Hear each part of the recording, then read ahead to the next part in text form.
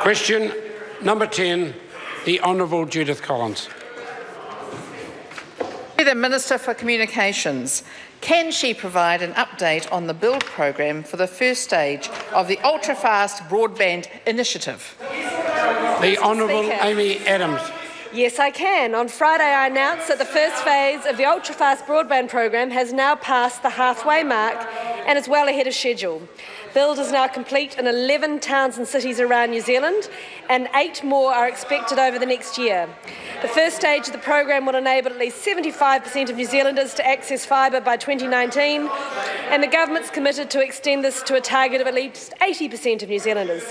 Mr Speaker, one indication of the success of the program is that New Zealand now has the fastest growth in fibre penetration in the OECD at a staggering 272% growth. Excellent.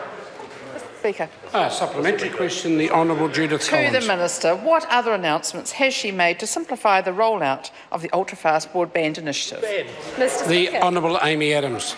Recently, I released the Land Access for Telecommunications discussion document, which seeks feedbacks on ways to reduce some of the unnecessary costs and delays with the UFB rollout. While the project is ahead of schedule and uptake is exceeding expectations, there have, for example, been frustrations where someone resides down a shared driveway or apartment complex and requires written permission from each and every property owner in order to get UFB.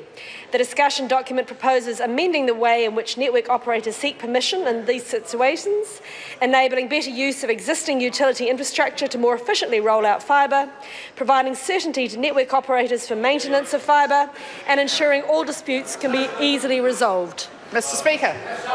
Mr Speaker. Mr Speaker. Supplementary question, the Honourable Judith Collins. Mr Speaker, to the Minister, how does New Zealand compare to other countries that have embarked on large-scale ultra-fast broadband projects?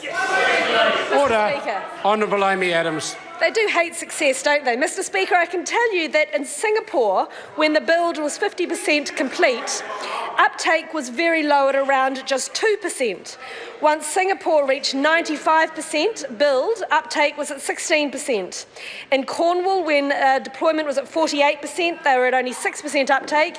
And when London was 86% built, uptake was only 12%. So at 13.8% for halfway stage of the build, the current level of uptake is very good and exceeding all expectations. Question number 11, Annalise Galloway.